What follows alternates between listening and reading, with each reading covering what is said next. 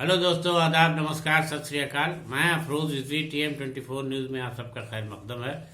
स्वागत है। पेश है देश दुनिया के हालात से जुड़ी खबरों पर उर्दू अखबारों के तबसरे। तो कुछ खास तबसरे इस तरीके से हैं कि देश की अदालतों की मौजूदा व्यवस्था को, यानी मौजूदा निज़ाम को लेकर के उर्दू अखबारों ने काफ़ी तफसील से तबसरा किया है और कहा है कि अगर इसी तरीके से कोर्ट में जजों की कमी की वजह से मुकदमे ज़ेरे इल्तवा रहे, यानी विचाराधीन रहे, लंबित रहे, तो लोगों को इंसाफ मिलने में बड़ी दुश्वारियों का सामना करना पड़ जाए। इस सिलसिले में अखबारात ने जो तफसीली चर्चा की है वो इस तरीके से है कि देश में जो इस वक्त मुख्तलिफ अदालतों में, विभिन्न अदालतों में लगभग 4 करोड़ 90 लाख मुकदमे पेंडिंग में हैं और इनकी सुनवाई के लिए अदालतों के पास वक्त नहीं है। इसके लिए बताया जा रहा है कि जजेस की कमी है और जजेस की तकर्रुरी नियुक्ति के लिए जो मानक अपनाए जा रहे हैं उसके तहत सुप्रीम कोर्ट के कॉलेजियम की तरफ से जजों की तकर्रुरी का सिलसिला चलता है, लेकिन इसको लेकर के भी काफ़ी अब खींचतान शुरू हो गई है। सब जानते हैं कि सरकार और सुप्रीम कोर्ट के बीच आए दिन इस मसले को लेकर के कोई न कोई नोकझोंक होती रहती है। सुप्रीम कोर्ट की शिकायत रहती है कि हम जो कॉलेजियम के जरिए जजेस की तकर्रुरी के लिए तमाम हाई कोर्ट के लिए लिस्ट भेजते हैं, कॉलेजियम की तरफ से जो लिस्ट जाती है सरकार उसको जारी करने में बहुत देर लगाती है। अभी भी यही इल्ज़ाम चल रहा है कि सुप्रीम कोर्ट की तरफ से जो लिस्ट भेजी गई है उसमें जजेस के नामों पर सरकार ने अपनी संस्तुति नहीं दी है, यानी उस कॉलेजियम की लिस्ट को पास नहीं किया है, जिससे जजेस की नियुक्तियों में रुकावटें पेश आ रही हैं। तो इस तरीके से सुप्रीम कोर्ट भी केंद्र सरकार की मौजूदा व्यवस्था से बिल्कुल मुतमईन नज़र नहीं आता और वो अपनी इस तरह की नाराज़गी बराबर जाहिर करता रहता है। उधर सरकार भी इस मसले पर अपने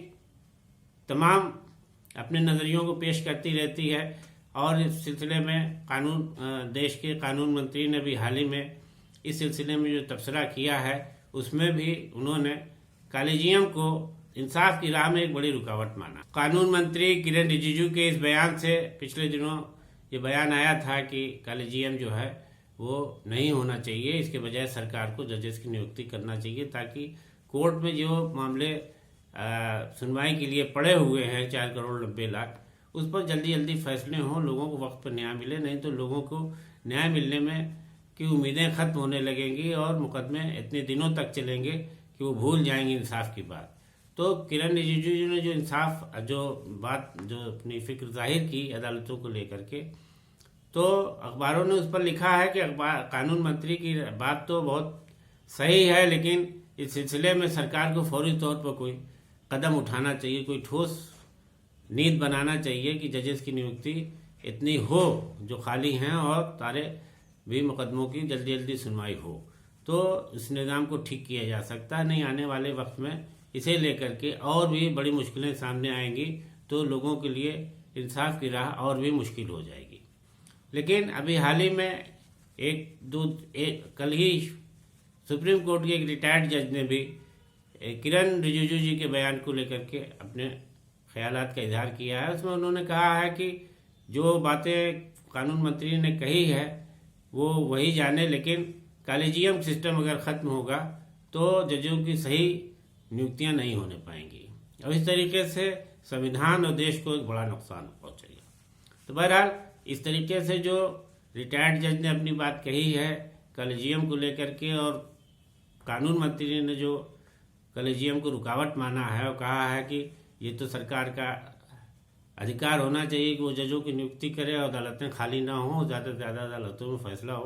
तो बहरहाल इस खींचतान में आवाम के लिए एक बड़ी दुश्वारी पैदा हो गई है कि अगर यही हालात रहे तो अदालतों में लंबे वक्त तक मुकदमे ऐसे ही चलते रहेंगे और फिर लोगों को जल्द इंसाफ मिलने वाली बात एक ख्वाब बन जाएगी। और उधर महाराष्ट्र में अब मुंबई के एक मलाड इलाके में एक पार्क जिसका नाम टीपू सुल्तान है, उसको नाम बदलने की कवायद शुरू हो गई है। भारतीय जनता पार्टी की तरफ से इस बात की दलील पेश की जा रही है कि इस नाम को बदल दिया जाए, और जिस तरीके से लिखा गया उसकी कवायद भी शुरू हो गई है कि नाम बदला जाएगा। तो इस सिलसिले में जो सबसे बड़ी बात सामने आई है कि वो इससे कबल जो सरकार थी, इससे पूर्व सरकार थी उद्धव ठाकरे की, शिवसेना की नेतृत्व वाली, और कांग्रेस और उनको मिला के महाअघाड़ी सरकार, उसके दौर में इस पार्क को ये नाम दिया गया था टीपू सुल्तान बाग। ये वहाँ का एक बाग है जिसका नाम टीपू सुल्तान है मलाड में। तो उसको अब उस वक़्त भी बीजेपी ने बड़ी सख्त मुखालफत की थी कि ये नाम न रखा जाए, और उस नाम को रख दिया गया था। अब जब ये महाअघाड़ी सरकार अपने इक़्तिदार को खो चुकी है, सत्ता गंवा चुकी है, तो अब बीजेपी इस मामले को तूल दे रही है कि इस पार्क के, मलाड के इस पार्क का नाम बदल दिया जाए और फिर से इसको जो है कोई और नाम दे दिया जाए। तो इसको शिवाजी महाराज का नाम दिए जाने की बात कही जा रही है, और इसमें बीजेपी ने ये बात कही है कि उस वक़्त भी ये बात उठाई गई थी, लेकिन महाअघाड़ी सरकार ने पावर दिखाते हुए इसको टीपू सुल्तान नाम दे दिया था। तो बहरहाल ये सिलसिला नाम बदलने का तो पूरे देश में चल ही रहा है, लेकिन जब से उद्धव ठाकरे की सरकार गई है तो उनकी महाअघाड़ी सरकार को लेकर के जितने भी फैसले थे मौजूदा शिंदे सरकार के आने के बाद, उसमें काफ़ी रद्द-बदल फेरबदल की आमतौर पर जानकारियां और खबरें सामने आती रहती। और उधर हैदराबाद से खबर के मुताबिक मशहूर फिल्म अभिनेत्री और निर्देशिका एवं सांसद जमुना देवी का शुक्रवार को निधन हो गया। फिल्म सत्यभामा के किरदार से वो बहुत मशहूर हुई थी। उनके पति का भी 2014 में निधन हो चुका है। उन्होंने तमिल, कन्नड़, हिंदी फिल्मों में काम किया था और बहुत मशहूर हुई थी। बाद में वो 1980 में कांग्रेस में भी शामिल हो गई थी, जिसके बाद वो सांसद भी चुनी गई और सियासत में भी काफ़ी एक्टिव रही। बहरहाल उनके इस निधन पर काफ़ी शोक फिल्म इंडस्ट्री, बॉलीवुड में भी और साउथ की भी फिल्मों में काम करने की वजह से तमाम लोगों ने गहरा शोक व्यक्त किया है और इसे बड़ा नुकसान बताया है। और उधर सुकेश चंद्रशेखर से जुड़े 2000 करोड़ के एक मामले में मामलों में जितने आरोपी रहे हैं, मुलजिम रहे हैं, उसमें बॉलीवुड की फिल्म अभिनेत्री जैकलीन फर्नांडीज भी शामिल हैं, और उनको विदेश जाने पर अदालत ने रोक लगा दी थी। इस मुकदमे की सुनवाई में हालांकि वो लगातार पेश हो रही थी, पूरा सहयोग कर रही थी अदालत को। तो अभी हाल ही में शुक्रवार को उनको उनके वकील की तरफ से एक दरख्वास्त दी गई थी कि दुबई उन्हें एक प्रोग्राम में जाना है, तो उनको जाने की इजाज़त दे दी जाए, और उनके अदालत को सहयोग करने की वजह से वो नियमित जमानत पर भी हैं। तो इस तरीके से जैकलीन फर्नांडीज को विदेश जाने की अनुमति दे दी गई है। उनके विदेश जाने पर रोक लगा दी गई थी। अदालत ने कहा था कि वो जब तक मुकदमा चल रहा है देश छोड़कर नहीं जाएंगे। बहरहाल प्रवर्तन निदेशालय ने जो कि इस मामले में मुकदमा दायर करके इन लोगों के खिलाफ कार्रवाई करने की मांग कर रहा है, उनकी भी दलीलों को अदालत ने काफ़ी सुना, लेकिन 27 से 30 जनवरी तक जाने की इजाज़त दे दी कि वो दुबई में एक प्रोग्राम में शामिल होंगे। इस तरह जैकलीन फर्नांडीज को अब विदेश जाने की अनुमति मिल गई। और अब कुछ विदेशी खबरों पर भी अखबारों की तबसरे। कनाडा में इस्लामी फोबिया को लेकर के काफ़ी माहौल बना हुआ है, और वहाँ पर आए दिन तमाम ऐसे वाक़यात हुए जहाँ पर किसी नामालूम शख्स ने एक पूरी फैमिली, मुस्लिम फैमिली पर ट्रक चढ़ा दिया था जिसमें मर गए थे, और ऐसे ही कुछ और वाक़े हुए थे पिछले दिनों। तो इन वाक़ों के बाद मुसलमानों में बड़ा खौफ पैदा हो गया था कि मुस्लिम फोबिया के ख़िलाफ़ जो है लोगों में बड़ी दहशत फैली हुई थी कि कब किसके साथ क्या हादसा पेश आ जाए।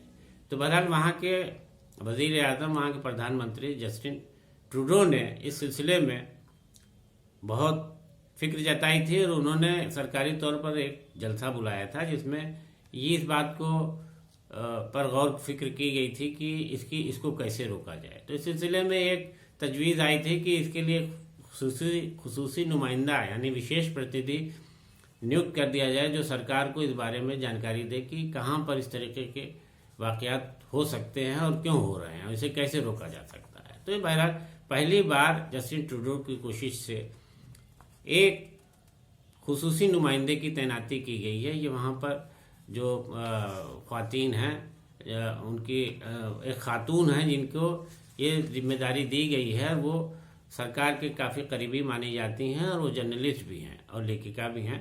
तो इस तरीके से उनको ये जो जिम्मेदारी मिली है तो उनमें उन्होंने अब अपने जिम्मेदारी को संभाल लिया है। और जस्टिन ट्रूडो ने भी कहा है कि उनके इस तरीके से जिम्मेदारी को संभालने के बाद उन्हें यकीन है कि मुस्लिम फोबिया को लेकर के जो हालात बने हैं उस पर काफ़ी हद तक काबू पाया जा सकेगा। और इसके अलावा वाशिंगटन से खबर में बताया गया है कि अमेरिका में एक चीनी इंजीनियर को जासूसी के आरोप में गिरफ्तार किया गया है। 2013 में एक स्टूडेंट ने अमेरिका आने पर अपनी तालीम पूरी की थी। वो स्टूडेंट वीज़े पर आए थे और यहाँ पर तालीम पूरी करने के बाद वो फ़ौज में शामिल हो गए और सेना में शामिल होने के बाद उन्होंने नौकरी शुरू की। लेकिन अभी हाल ही में ये बात पकड़ में सामने आई कि वो यहाँ से शंघाई के लिए, बीजिंग के लिए जासूसी कर रहे हैं। अमेरिका में जिस चीनी इंजीनियर को गिरफ्तार किया गया है उसका नाम याओ कून है और वो तालीम हासिल करने की गरज से वहाँ गया था, लेकिन अब वो जासूसी में मुलविस पाया गया है। जासूसी करने के इल्ज़ाम में उसे गिरफ्तार करके जेल भेज दिया गया है। तो दोस्तों, आज के तबसरे में इतना ही। दीजिए इजाज़त, फिर होंगे आपसे नए तबसरों के साथ रूबरू। तब तक अपना ख्याल रखिए। नमस्कार, आदाब।